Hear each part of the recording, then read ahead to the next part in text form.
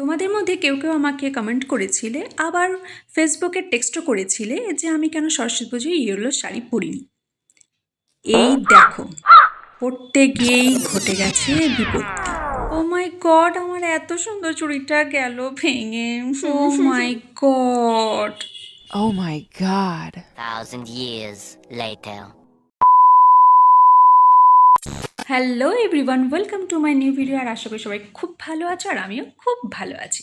হ্যাঁ, তোমাদের মধ্যে কেউ কেউ আমাকে টেক্সট করেছিলে আমি কেন সরস্বতী পুজোয় ইয়েলো কালারের শাড়ি পরিনি। হ্যাঁ, ছোটোবেলাতে পরতাম, এখন আর জানো তো পরা হয়ে ওঠে না। ছোটোবেলাতে যখন পরতাম তখন না প্রচুর মেরি পোকাতে ধরতো, তো সে কারণে এখন আর পরা হয়ে ওঠে না। আর সত্যি কথা বলতে সরস্বতী পুজোয় এখন যেন ইয়েলো বাদে সমস্ত রকমের কালার দেখতে পাই, ইয়েলোটাই কোথাও গিয়ে কম দেখতে পাই। তো যাই হোক, তোমাদের মধ্যে কেউ কেউ বলেছিলে, তাই আমি নিয়ে চলে এসেছি একটা ইয়েলো কালারের শাড়ি। অ্যাকচুয়ালি এটা শাড়ি নয়, এটা হচ্ছে মেখলা।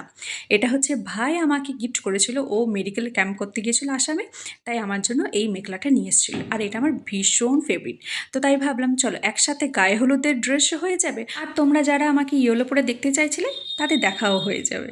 অ্যাকচুয়ালি এটা আমি পরলাম কেন কি, এখন তো বিয়ের মরশুম, তাই একটা গায়ে হলুদের মেকওভার করলে বেশ ভালোই হয়। আর সেই মতো আমি রেডি হতে শুরু করে দিয়েছিলাম, কিন্তু এখানেই ঘটে গেছে বিপত্তি। এই যে দেখতে পেলে ইয়েলো চুড়িটা আমি যেটা নিয়ে এসেছিলাম পরবো বলে, দু হাতে তিনটে তিনটে করে, কিন্তু দেখো হঠাৎ করে এটা ভেঙে গেল, কিছু করার নেই। তো যাই হোক, এই হাতে পরে নিলাম, আর ডান হাতে ঠিক করলাম যে অন্য একটা পরবো, ইয়েলোই পরবো। হ্যাঁ, তো এরকম তো আর হলো না, যেহেতু ম্যাচিং আমার আর নেই।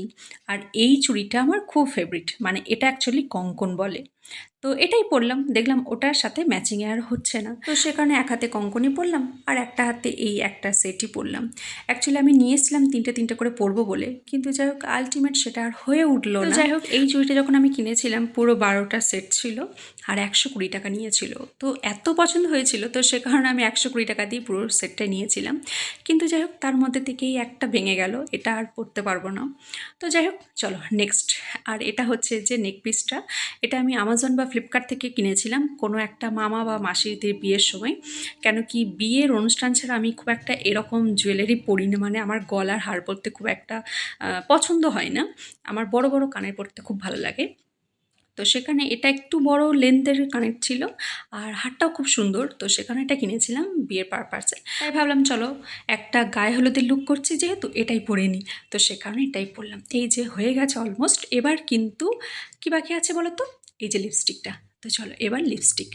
আর এই যে লিপস্টিকটা, এটাও কিন্তু একদম পুরো আমার ব্লাউজের কালারের সাথে একদম পুরো পারফেক্টলি ম্যাচ হয়ে গেছে। আর এই কম্বিনেশনটা কিন্তু আমার ভীষণ ফেভারিট। ভাই যখন আসাম গেছিলো আমি কিন্তু ওকে বলেছিলাম যে একটা ইয়েলো অ্যান্ড ডিপ পিঙ্ক কম্বিনেশনের মধ্যে কিন্তু একটা মেখলা আনবে, অ্যান্ড থ্যাংক গড, মানে একদম মনের মতো পেয়ে গেছে। অ্যান্ড মেটেরিয়ালটা না দারুণ, জাস্ট দারুণ। এত সুন্দর একটা ড্রেস, এটা হচ্ছে পারফেক্ট ফর গায়ে হলুদ। মানে আমি ওকে এরকম জন্যই বলেছিলাম যে কোনো একটা গায়ে হলুদের জন্য এরকম একটা ড্রেস থাকলে কেমন হয় বলো তো। তো সে কারণেই কিন্তু আমি ওকে আনতে বলেছিলাম। সো তোমরা জানি তোমাদের কেমন লাগছে। সো দেখা হচ্ছে পরে ভিডিও, দেখুন তাহলে বাই, টাটা।